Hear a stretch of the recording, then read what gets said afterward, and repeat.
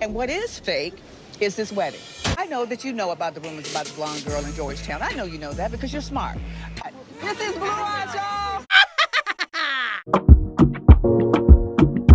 Welcome back to my channel. This is Sabi Sampi, and today we're going to talk about the Real Housewives of Potomac episode. Let's get right into it, y'all. So we're back in Mexico. The ladies are still in Tulum. It's the aftermath of the big fight between Charisse and Karen, and we have Giselle and Nia. They're hanging out together, and from the beginning of the video, I was hearing some noises, and I'm like, "What are those noises, girls?" This was Giselle's stomach. Giselle is talking about she has a bubble stomach. Basically, she's been going to the restroom like crazy because the food in Mexico hasn't really been agreeing with her. So we see her with Mia and they're talking, they're catching up. They talk about the situation between Karen and Charisse. And Giselle feels like Karen is just jealous of Charisse. And I'm like, girl, what? Illusion. What does Charisse have that Karen needs to be jealous of at this point, especially when it comes to the show? Tell us, Miss Giselle. Like, you cannot explain every time people have problem that it's because there's jealousy. It is obvious that Karen doesn't like the fact that Charisse brought up the fact that she might be potentially be sleeping with another man or blue eyes or whatever. And a part of me feels like it's probably possible that Karen might be having an affair. Maybe she has an arrangement with Ray because Ray is old as hell and he cannot perform. And Karen really is still looking great. Her body looks healthy, like of a 30-year-old or something. So maybe sometimes she needs to get that cat scratch, and Ray cannot do it as often as she wants, and they have an arrangement. And I think that because it is true, Karen is mad that Charisse brought it up. Honestly, I feel like this is the reason why Karen doesn't like Charisse. But Giselle believes that it's jealousy. The same way she believes that it is. I also believe that Dr. Wendy is jealous of Mia. And I'm like, girl, you really are delusional. But no, she's not. I think that Giselle is just trying to produce. Giselle is just trying to say things that are going to ruffle our feathers. She just doesn't care. And the problem that I'm starting to have with the show is that it is not genuine. I don't think that Giselle believed that Mia is jealous of Wendy. I think that Giselle just doesn't like Wendy and she's willing to say anything to be against Wendy, even if it's not going to be true. But Mia is eating it up, y'all. Mia is loving it and everything. She feels really good about the idea of Wendy being jealous of her. But a part of me is like, Mia, I know you know better. And you know that Wendy is not jealous of you. I talk about the situation with Jacqueline. Giselle is telling her, Jacqueline is your sister. You need to talk to her. But Mia is like, nah, nah, nah, nah. I'm not going to lie. I feel like there's a lot of deeper things that are going on between Jacqueline and Mia, and I wish we get to know what they are because Mia can hold stuff for nothing. I think that if Giselle was more focused on pushing that narrative, we would know more about the situation between Mia and Jacqueline because at this point, Mia really seems very insensitive and it's kind of worrisome. Just let me all know what you think in the comments. Next, we see all the other ladies getting ready, and then we have the hardest scene. We see Robyn on the phone with the wedding planner for the wedding she doesn't really want to happen. And when I say the wedding she doesn't really want to happen, it's like, girl, what do you have to plan? It's just going to be you, your husband, and your two sons. And nobody gonna be there. What you need a planner for? To plan what?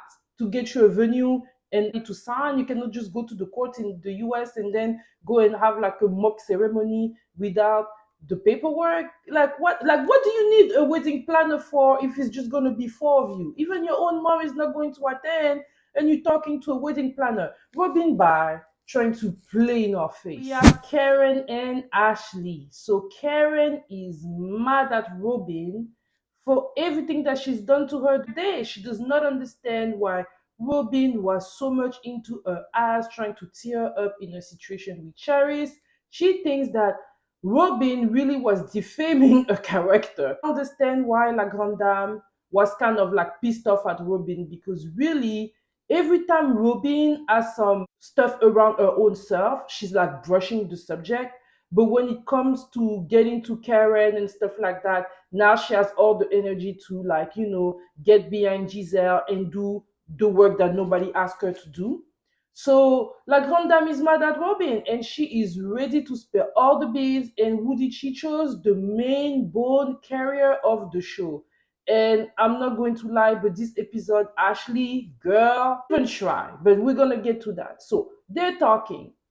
Karen tells her The way she did it, it was a venomous attack on me. You don't lynch me. Why go so left and attack my reputation, my... Call me fake. What is fake is this wedding, all that wedding stuff that Robyn is talking about is fake anyway. including Juan's other woman.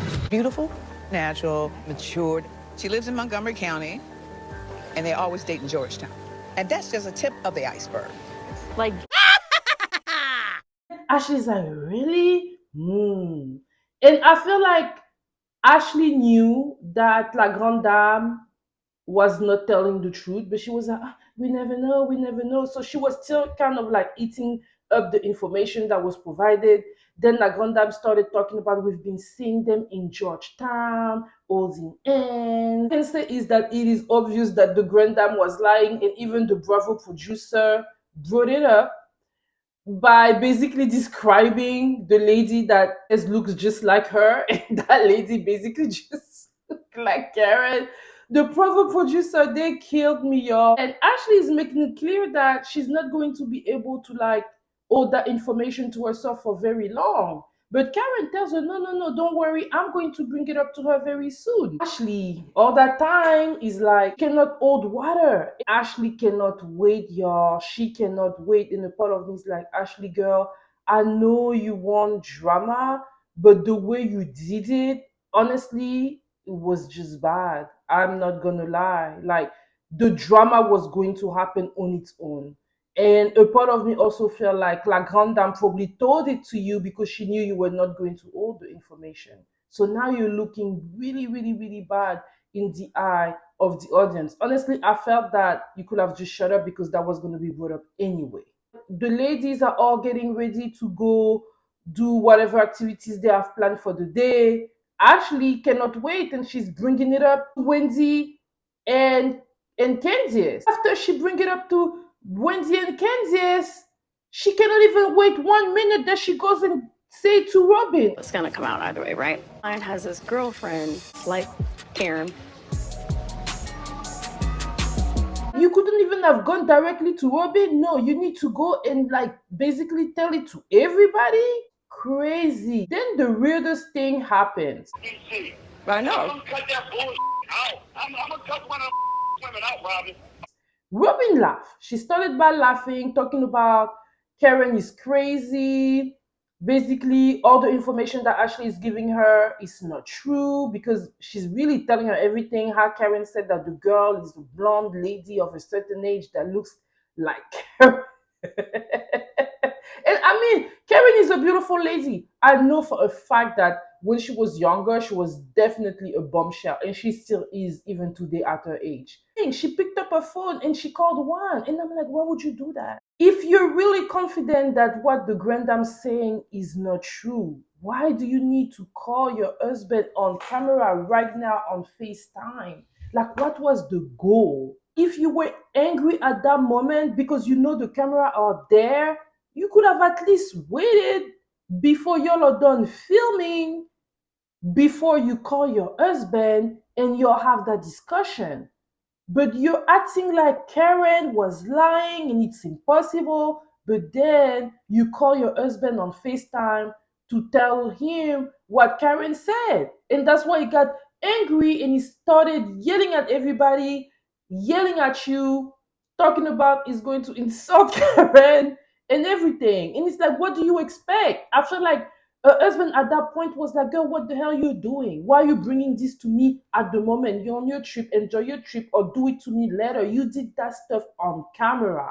And I feel like whenever he's going to see that scene, he's going to tear your eyes up even more.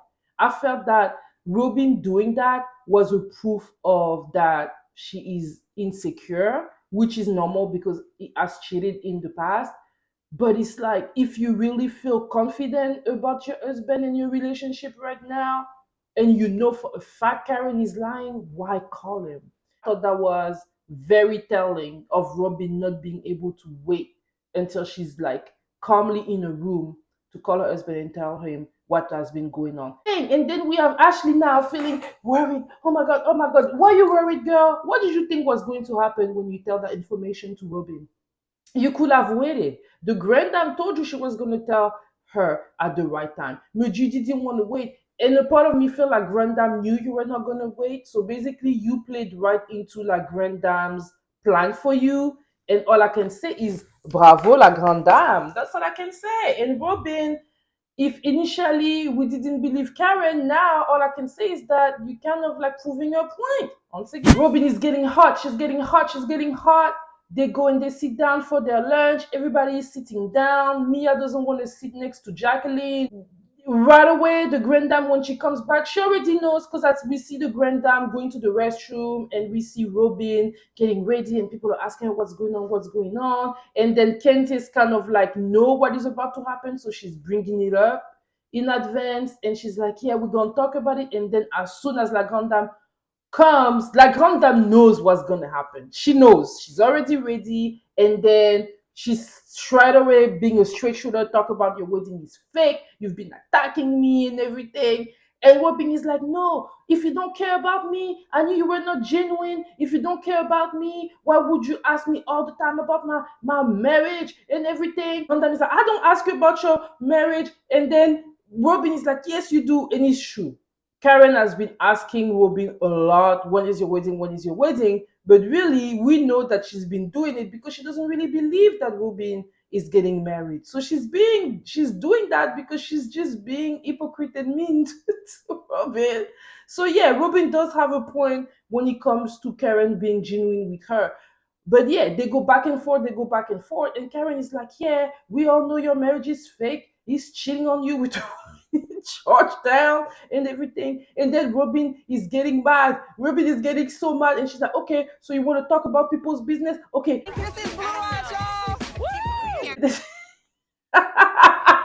Oh, Karen was so bothered. That looks like, let me see. Yeah, and this man potentially has blue eyes, right?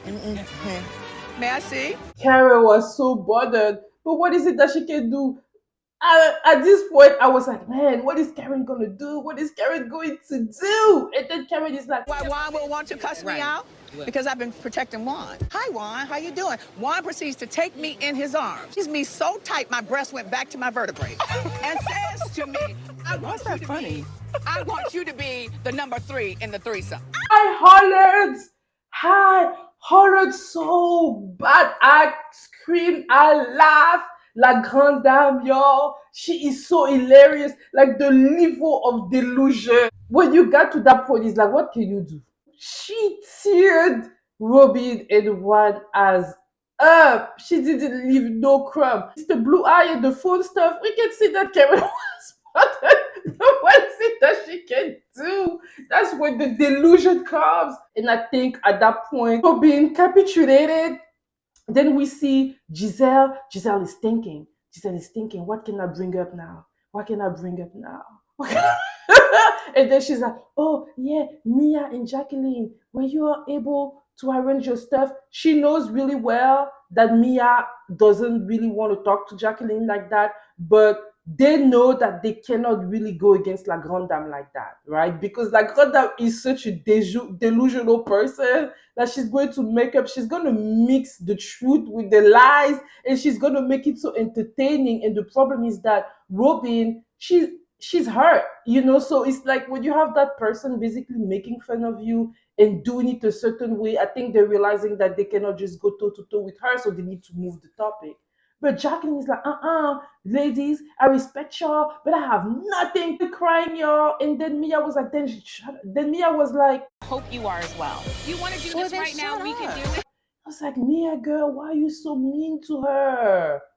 Jesus Christ. And then at some point, Jacqueline say, vouch for you for the past how long with these women? No cancer versus cancer? Yeah, girl, that was mean. Oh my God. And Jacqueline just cannot take it no more. She leaves the table, and the other ladies, they go and they try to like make her feel better.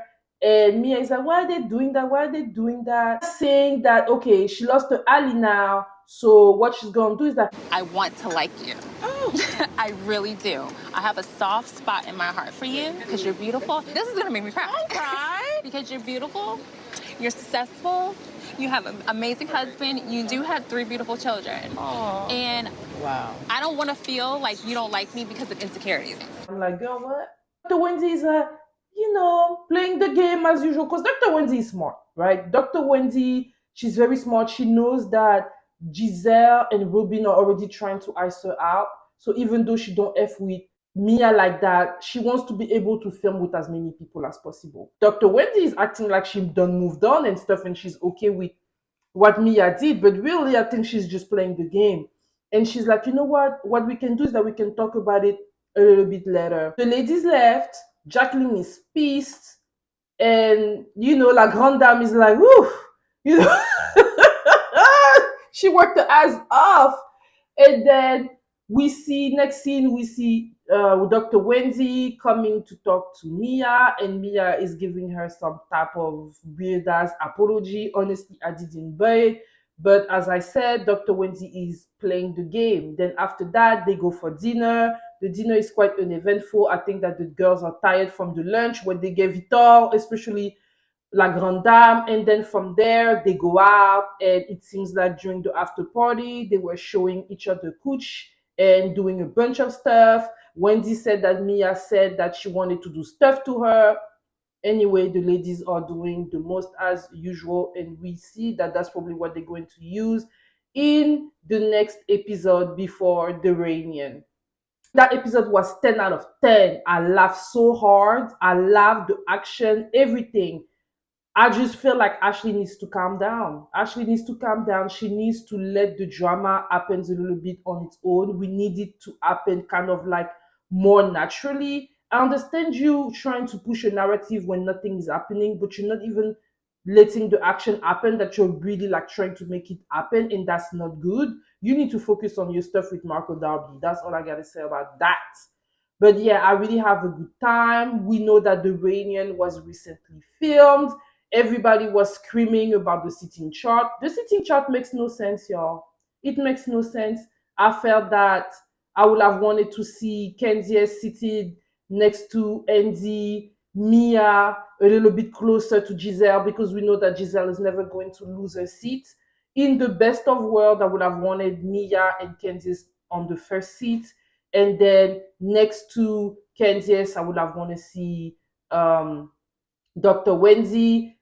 Like I would have wanted to see, basically based on whoever brought up the more drama, I would say, but that's not the direction that production chose to go with, and it is what it is. But yeah, I cannot wait for the reunion, and in the meantime, I'll be there to review next week episode. And for those of you that are new, hey, welcome, and I invite you to, and for those of you that have been here with me, supporting me, thank you all so much for your support, and I will see y'all next week. Bye.